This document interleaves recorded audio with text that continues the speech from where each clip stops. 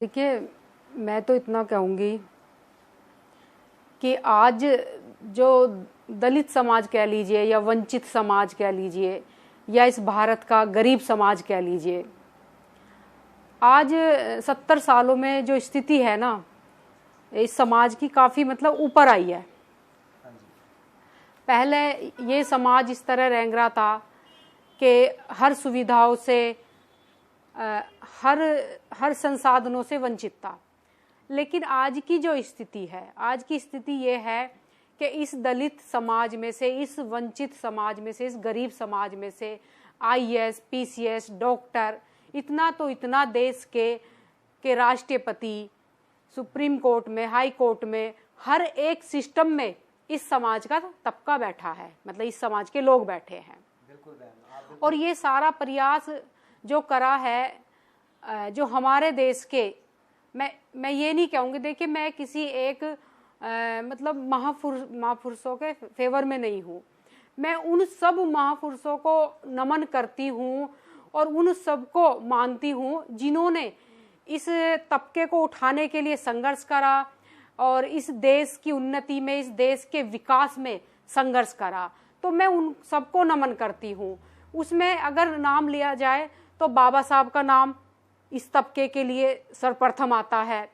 ऐसा और भी देखा जाए तो इस समाज, मतलब हिंदुओं में, जो कहते हैं ना हिंदुओं में, तो इसमें आर्य समाज भी बहुत ज़्यादा संघर्षशील रहा है इस तबके को उठाने के लिए। और अगर देखा जाए आगे थोड़ा चलते हैं हम, अभी थोड़ी मैं मानती हूँ 20 साल की राजनीति के दौर में चलते हैं, तो इसमें एक बहुत बड़ा नाम ये भी है काशीराम जी, जिन्होंने राजनीतिक चेतना दी है, जिसकी वजह से आज आप देख रहे होंगे कि दलितों में एक राजनीतिक चेतना इतनी पनपी पड़ी है कि मतलब नए नए संगठन बन रहे हैं और नए नए राजनीतिक दल भी बने हैं। उसी चेतना का ही ये परिणाम है। इसी परिप्रेक्ष्य में मैं अभी आपसे कुछ बात करना चाह रहा था, जिसमें कि आजकल कुछ राजनेता हैं जो कि दलित राजनीति कर रहे हैं। काफ़ी नाम हो रहा है उन लोगों का और उनके नाम मैं आपको बता ही देता हूँ। चंद्रशेखर, रावण और वामन मेश्राम जी, कुछ इस तरह के नाम हैं इन लोगों के, जो कि काफ़ी दलितों के उत्थान की बात कर रहे हैं, सामाजिक रूप से उनको प्रबल करने की बात कर रहे हैं, कह रहे हैं हम ऊपर ले जाएंगे। मतलब आप भी इसी तरीके का कार्य कर रही हैं। क्या आपको लगता है इनकी राजनीति और आप जो जिस तरीके का कार्य कर रही हैं वो किसी तरीके से इनको सबल कर रहे हैं या इनको उठाने का कार्य कर रहे हैं? देखिए, ये जो दोनों नाम आपने बताए हैं, ये वो नाम है इस समाज के जो इस समाज को गर्द में ले जाने का कार्य कर रहे हैं। इनके कोई कार्य या इनकी कोई भाषा, कोई लैंग्वेज ऐसी नहीं है कि ये समाज को ये समझा रहे हो कि आप सर समाज से मिलकर उन्नति की तरफ चले, या अपनी जो समाज में बुराइयां है उनको दूर करने के विषय में कोई ऐसा इनका भाषण हो। कुछ नहीं है इनके पास। ये सिर्फ इस समाज को भ्रमित करने का काम कर रहे हैं, और भ्रमित भी ऐसा कर रहे हैं कि पहले तो जातिवाद की बात हुआ करती थी, आज डीएनए तक ये लोग आ गए। मतलब ये लोग डीएनए तक पहुंच गए। मतलब ये क्या चाहते हैं इस समाज को, कि आज तो हम ये जातियों में खंड खंड में बटे पड़े हैं, फिर क्या आने वाले समय में हम डीएनए में बट जाए कि अपने हाथ में हम डीएनए का सर्टिफिकेट लेके चले कि तू भाई कौन से डीएनए का है। तो ये तो सिर्फ समाज को भ्रमित करने का काम कर रहे हैं, गर्द में ले जाने का काम कर रहे हैं। और जो आप कह रहे हैं रावण की बात, तो ये एक ऐसी बीमारी है जो अभी अभी नई पनपी है। जैसे आया है ना, जैसे चाइना से आया है वायरस, तो ऐसे ही ये समाज में एक वायरस आया है। इस समाज को कत्ले आम करवाना चाहता है ये। और इस समाज की जो युवा पीढ़ी जो अपने भविष्य के बारे में सोचती, आज वो अपने भविष्य के बारे में नहीं सोच रही है। आज उसकी छवि एक उग्रता में आ गई है। उग्रवादी के रूप में आ गई है, तो ये सिर्फ समाज को गर्द में ले जाएगा और ये दूसरों के हाथों में खेल रहा है, ये दूसरों के हाथों में चल रहा है। इसका अपनी कोई आइडियोलॉजी नहीं है, अपना कोई सोच नहीं है, अपने कुछ विचार नहीं है। मैं तो ये कहूँगी कि इस समाज के जो राजनेता हुए हैं उन्होंने बड़े संघर्ष से, बड़े प्रयास से इस दलित तबके में राजनीतिक चेतना जगाई और हम लोगों को सर्व समाज के बीच में लाके खड़ा करा। आज प्रेम सौहार्द बना हम सबके बीच में इस देश में। लेकिन ये क्या कर रहा है, ये फिर जड़ों पे ही चोट कर रहा है, ये फिर वहीं हमें लेके जा रहा है, उसी ऊंच नीच जात पात, उसी भेदभाव में हमें डुबो रहा है। तो ये समाज के लिए बहुत घातक है और मैं तो इसके विषय में कभी बात भी नहीं करना चाहती।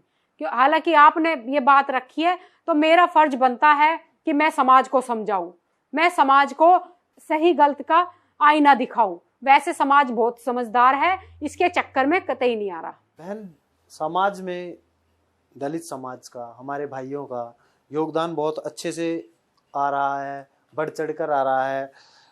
आपके हिसाब से भारत की भीतरी व्यवस्था में जो दलितों के लिए कार्य किया, किसने किया? देखिए, जब से हमारा देश आज़ाद हुआ है और हमारे देश आज़ाद होने से पहले भी हमारे देश में दलितों के लिए बहुत सारे ऐसे दार्शनिक समाज सुधारक रहे हैं जो कार्य करते रहे हैं। फिर हमारा एक आधुनिक भारत आया आज़ादी के बाद का, उसमें भी हमारे बहुत से राजनेता उभर के आए।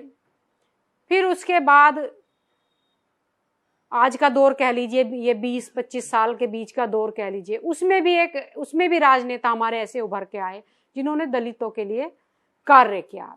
तो मैं थोड़ा विस्तार से अगर बताना चाहूँ, देखिए, आर्य समाज ने दलित उत्थान के लिए बहुत कार्य किया है। आर्य समाज ने दलित समाज को जो मतलब एक समाज में जो मतलब स्थिति नहीं मिल रही थी, उस स्थिति पर कार्य किया। छुआछूत, ऊंच नीच, भेदभाव, सब चीज पर उन्होंने प्रकाश डाला और इस समाज को आगे बढ़ने के लिए प्रेरित करा। हाँ, सामाजिक उत्थान के लिए। उसी तरह आधुनिक भारत की बात करी जाए, जब हमारा देश आज़ाद हुआ तो एक आधुनिक भारत की तरफ ये बढ़ा। उस समय बाबा साहब डॉक्टर B.R. अम्बेडकर जी आए, जिन्होंने दलितों के लिए बहुत कार्य किया, उनके उत्थान के लिए बहुत कार्य किया, राजनीतिक कार्य उनके रहे हैं। और फिर ऐसे ही थोड़ा आगे दौर बढ़ा तो हमारे इसी समाज में से काशीराम जी आए। काशीराम जी ने एक ऐसी राजनीतिक चेतना इस समाज में जगाई कि इस समाज के लोग राजनीति में आने की महत्वाकांक्षा रखने लगे, बढ़ चढ़ के वोट डालने में भी हिस्सा लेने लगे। तो ये सब हमारे समाज के लिए बहुत कार्य करा है इन लोगों ने। और आज इन्हीं के आदर्शों पर और इन्हीं की सोच पर ये समाज चल भी रहा है। लेकिन कुछ ऐसे चंद लोग आ गए हैं, भेरूपिये कहूँगी मैं तो उनको, जो समाज को है ना अपना एजेंडा बताकर समाज को भ्रमित कर रहे हैं। मतलब इनकी आइडियोलॉजी जो थी ना, जो आर्य समाज की थी, जो डॉक्टर अम्बेडकर जी की थी, जो काशीराम जी की, इनकी आइडियोलॉजी को तोड़ मोड़ कर इस समाज को भ्रमित कर रहे हैं और इस समाज को गर्द में ले जाने का कार्य कर रहे हैं। बहन, जो आज मुस्लिम दलित एकता की बात हो रही है या मुस्लिम दलित एकता के साथ साथ दलित उत्थान की बात हो रही है, आप इस पे किस तरीके की सोच रखती हैं? देखिए, मैं ये मानती हूँ दलित मुस्लिम एकता तो कभी हो ही नहीं सकती इस देश में। हाँ, एक भ्रमित करने का एक एजेंडा तो बनाया जा सकता है, जो हमारे देश में आज भी चल रहा है और उस समय भी चला था जब हमारे देश का विभाजन हुआ। अगर मैं आपको बताऊं कि जिस समय हमारे देश का विभाजन हुआ, उस समय डॉक्टर अम्बेडकर जी ने जोगेंद्र नाथ मंडल जी को भी समझाया कि मतलब मुस्लिम लीग से मिलकर चलना ये आपके लिए घातक होगा। और उसका परिणाम सामने भी आया, देश का विभाजन हुआ। विभाजन होने के बाद जब पाकिस्तान बना और इनको जोगिंदर मंडल जी को वहाँ का प्रथम कानून मंत्री बनाया गया, उसके चंद बाद 1950 की बात है, इनको पाकिस्तान छोड़कर, मतलब छोड़कर क्या, भागकर भारत आना पड़ा। और जो इन पर विश्वास करके जो यहाँ के मैं कहना चाहूँगी कि हाँ, पूर्वी बंगाल के जो लोग गए थे इनके साथ, मंडल जी के साथ, उनका कत्लेआम हुआ, उनकी बहन बेटियों का कत्लेआम हुआ, बुरी तरह मतलब नरसंहार करा गया पाकिस्तान में। तो ये शोध पहले भी हुआ था हमारे देश में, जिसका परिणाम बहुत ही घातक निकला, और इसका परिणाम ना ज्यादातर इस दलित समाज को ही भुगतना पड़ा। लेकिन ये दलित समाज समझ नहीं रहा है, ये समझ नहीं रहा है कि ये जो दलित मुस्लिम, ये जो भीम मीम, ये जो एजेंडे हैं ना, ये हमारे देश के एजेंडे नहीं है, ये डॉक्टर अंबेडकर जी के एजेंडे नहीं है, बाबा साहब का एजेंडा नहीं है। बाबा साहब तो इसके सख्त खिलाफ थे, बाबा साहब तो देश के विभाजन के भी सख्त खिलाफ थे। बाबा साहब तो नहीं चाहते थे कि भाई धर्म के आधार पर किसी देश का विभाजन हो, बिल्कुल भी नहीं चाहते थे। तो ये जो दलित मुस्लिम या भीम मीम, ये जो हमारे देश में जो एक्सपेरिमेंट चल रहा है ना, ये सिर्फ इसलिए चल रहा है कि ये लोग चाहते हैं कि दलितों में और हिंदुओं में युद्ध शुरू हो, दलितों में और हिंदुओं में ऐसा संघर्ष हो जिससे ना हम लोग पीछे हट जाए, यानी कि जो मीम वाले हैं ना, हम लोग पीछे हट जाए और ये आपस में संघर्ष करें और ये फिर एक बार इस देश का विभाजन हो। ये इसलिए चल रहा है। ये आपका विचार तो बहुत अच्छे हैं, पर मैं आपसे एक बात, इसी बात के अंदर एक और बात पूछना चाहूँगा आपके से कि आपने बहुत अच्छी तरीके से बताया, आपने आज़ादी से पहले का भी बताया, आज़ादी के बाद का भी बताया, और अभी क्या परिप्रेक्ष्य चल रहा है वो भी आपने बताया। आपको काफ़ी वक्त हो गया है इसमें काम करते हुए, काफ़ी लंबा समय हो गया है आपको सामाजिक कार्य करते हुए, आपकी अच्छी छवि है। पर आपके हिसाब से दलित समाज का जो हित है वो किस में है? देखिए, दलित समाज का हित ये है कि दलित समाज अपने विवेक को खोले।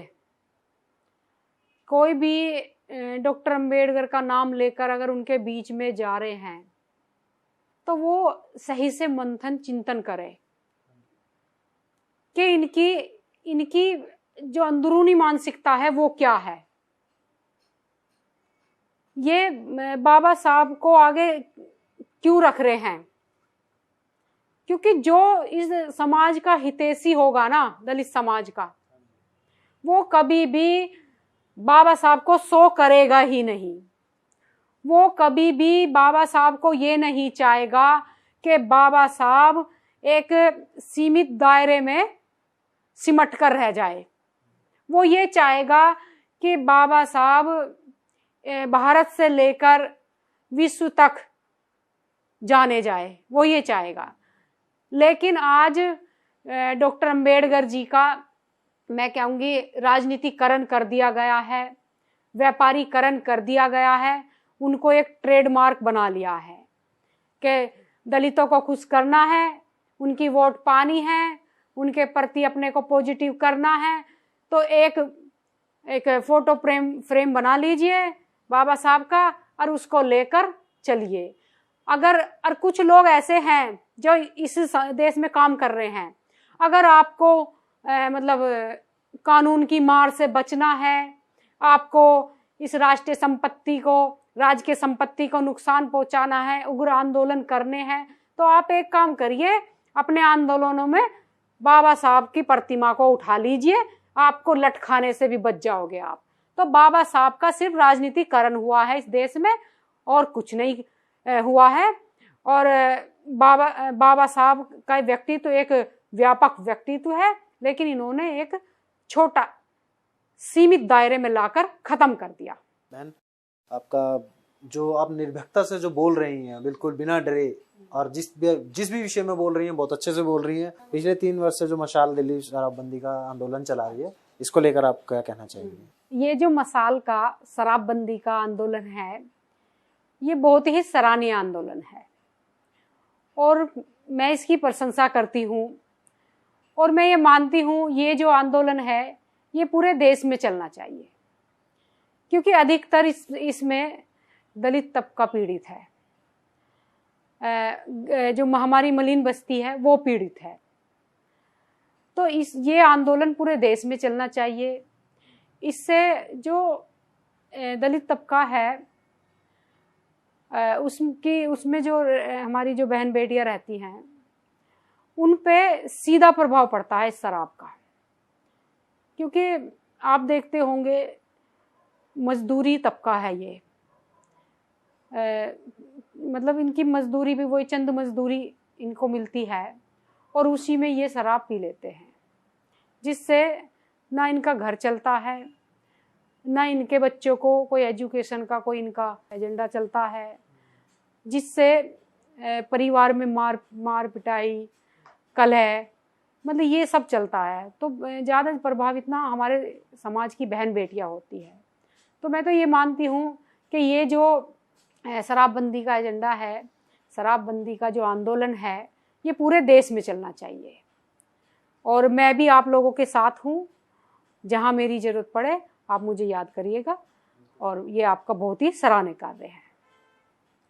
धन्यवाद बहन, आज आपने बहुत अच्छा बोला और बहुत कुछ जानने को मिला आपसे। आज मशाल देश के दलित तबके के लिए ही नहीं, शराबबंदी के लिए लड़ रही है और देश के अंदर हर उस चीज के लिए, हर तरह के विरोध के लिए जो कि देश के खिलाफ होगा, उसके विरोध में हमेशा मशाल खड़ी रहेगी। जो लोग देश को तोड़ने की कोशिश करेंगे उनके विरोध में हमेशा मशाल खड़ी रहेगी। हर उस मुद्दे को ज्वलंत करके मशाल आगे लाएगी जो देश के विरोध में होगा। मैं इकबाल, मशाल के मंच से वंदे मातरम।